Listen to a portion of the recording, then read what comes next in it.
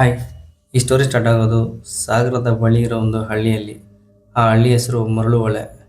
ಅಲ್ಲಿಂದ ಸಿಟಿಗೆ ದಿನಕ್ಕೆ ಕೇವಲ 2 ಬಸ್ ಅಷ್ಟೇ. ರಾತ್ರಿ 9 ಗಂಟೆ ನಂತರ ಯಾವುದೇ ಬಸ್ ಇರೋದಿಲ್ಲ.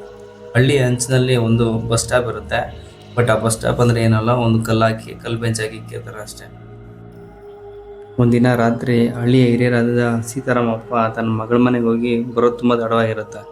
ಅವ್ರು ಇಳಿದಿದ್ದು ಅದೇ 9 ಗಂಟೆ ಬಸ್ಸಿಂದ. ಬಟ್ ಅವ್ರ ಬಸ್ 10 ಗಂಟೆಗೆ ಬಂದಿರುತ್ತೆ. ಬಸ್ಸಿಂದ ಇಳಿದು ಅವರು ಮನೆ ಕಡೆಗೆ ಹೋಗ್ತಾ ಇರ್ತಾರೆ. ಹೋಗೋ ದಾರಿಯಲ್ಲಿ ಹಳಿಯ ತುಕ್ಕಿಳಿದ ಬಸ್ ನಿಂತಿರುತ್ತೆ. ಆಗ ಸೀತಾರಾಮಪ್ಪ ಅನ್ಕೊಂತಾರೆ, ಇದ್ಯಾವ್ದು ಬಸ್ಸು, ಇಲ್ಲವ್ರು ನಾನು ನೋಡೇ ಇಲ್ವಲ್ಲ ಅಂತ. ಸೀತಾರಾಮಪ್ಪ ಕುತೂಹಲದಿಂದ ಬಸ್ ಡೋರ್ ತಂಗ್ ನೋಡಿ ಒಳಗಡೆ ಯಾರಿದ್ದೀರಪ್ಪ ಅಂತ ಕರೀತಾರೆ.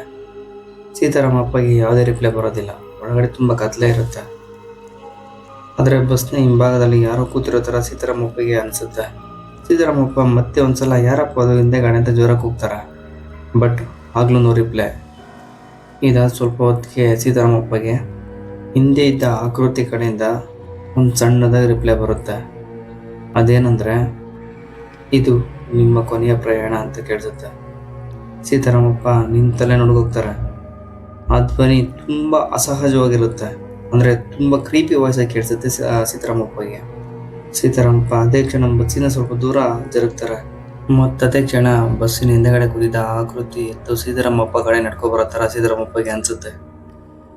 ಬಸ್ಸಿಂದ ದೂರಿದ್ದ ಸೀತಾರಾಮಪ್ಪಗೆ ಆ ಆಕೃತಿಯ ಕಣ್ಣುಗಳು ತುಂಬ ಕೆಂಪಿಗೆ ಮತ್ತು ಕಪ್ಪು ಮುಖ ಇರೋ ಥರ ಅನಿಸುತ್ತೆ. ಹಾಗೆ ಪಕ್ಕದಲ್ಲಿದ್ದ ಆಲ್ಮರದ ಕಡೆ ನೋಡಿದಾಗ ಇಲ್ಲಿದ್ದ ಗೆದ್ದಲು ಹುಳುಗಳು ಬಸ್ಸಿನ ಆಕಾರದಲ್ಲಿ ಮೂವ್ ಆಗ್ತಾ ಇರೋದು ಕಾಣುತ್ತೆ ಸೀತಾರಾಮಪ್ಪಗೆ. ಮತ್ತದೇ ಕ್ಷಣ ಸೀತಾರಾಮಪ್ಪ ಬಸ್ ಕಡೆ ನೋಡಿದ್ರೆ ಬಸ್ ಅಲ್ಲಿರೋದೇ ಇಲ್ಲ, ಮೈ ಹಾಕಿರುತ್ತೆ. ಇದೆಲ್ಲ ಕೇವಲ ಬರೀ ಒಂದೊಂದೇ ಸೆಕೆಂಡಲ್ಲಿ ನಡೀತಾ ಇರುತ್ತೆ. ಸೀತಾರಾಮಪ್ಪಗೆ ತನ್ನ ಕಣ್ಣು ತಾನೇ ನಂಬಕ್ಕಾಗದಿರಷ್ಟು ಭಯ ಆಗುತ್ತೆ. ಸೀತಾರಾಮಪ್ಪ ಅಲ್ಲೇ ನಿಲ್ಲದೆ ಮನೆ ಕಡೆ ಓಡ್ತಾರೆ. ಮನೆಗೆ ಹೋದರೂ ಮನೆಯಲ್ಲಿ ಎಲ್ರಿಗೂ ನಡೆದಂಥ ಘಟನೆ ನೀಟಾಗಿ ಎಕ್ಸ್ಪ್ಲೈನ್ ಮಾಡ್ತಾರೆ ಸೀತಾರಾಮಪ್ಪ. ಅವತ್ತಿನಿಂದ ಹಳ್ಳಿ ಜನರು ರಾತ್ರಿ ಟೈಮಲ್ಲಿ ಆ ಬಸ್ ಸ್ಟಾಪ್ ಕಡೆ ಹೋಗೋದನ್ನ ಬಿಟ್ಬಿಡ್ತಾರೆ. ಯಾಕಂದ್ರೆ ಅಷ್ಟು ಭಯ ಇರುತ್ತೆ ಆ ಹಳ್ಳಿ ಜನಕ್ಕೆ. ಈ ಘಟನೆ ನಡೆದು ಎಷ್ಟೋ ದಿನ ನಂತರ ಅದೇ ಊರಿನ ಹುಡುಗನಾದ ರಾಜು ಸಿಟಿಯಿಂದ ಹಳ್ಳಿಗೆ ಬರ್ತಾನೆ. ಅದು ಕೂಡ ಅವ್ರ ಅಪ್ಪ ಅಮ್ಮಗೆ ಸರ್ಪ್ರೈಸ್ ಕೊಡ್ಬೇಕಂತ ರಾತ್ರಿ ಟೈಮಲ್ಲೇ ಬರ್ತಾನೆ. ಅದೇ 9 ಗಂಟೆ ಬಸ್ಗೆ. 9 ಗಂಟೆ ಬಸ್ಸಿಂದ ಇಳಿದ ರಾಜು ಮುಂದೆ ನಡ್ಕೊ ಬರ್ತಾನೆ. ಅವನಿಗೂ ಸೇಮ್ ಆ್ಯಸ್ ಇಟ್ ಈಸ್ ಸೀತಾರಾಮಪ್ಪಗೆ ಹೇಗಾಯಿತು ಹಾಗೆ ಆಗುತ್ತೆ. ಬಟ್ ರಾಜುಗೆ ಈಗ ಒಂದು ಆಕೃತಿ ಅಲ್ಲ, ಅಂತಹದೇ ಆಕೃತಿಗಳು ಬಸ್ ತುಂಬ ತುಂಬಿಕೊಂಡು ಇದು ನಿನ್ನ ಕೊನೆಯ ಪ್ರಯಾಣ ಅಪ್ಪ ಅಂತ ಕರೀತಾ ಇರುತ್ತೆ. ರಾಜು ಟೈಮಲ್ಲಿ ಬಂದು ಎಂತ ತಪ್ಪು ಮಾಡ್ಬಿಟ್ಟೆ ಅಂತ ಊರ ಕಡೆ ಅವನು ಓಡ್ತಾ ರಾಜು ಹಿಂತಿರು ನೋಡಿದಾಗ ಆ ಬಸ್ ಇರೋದೇ ಇಲ್ಲ.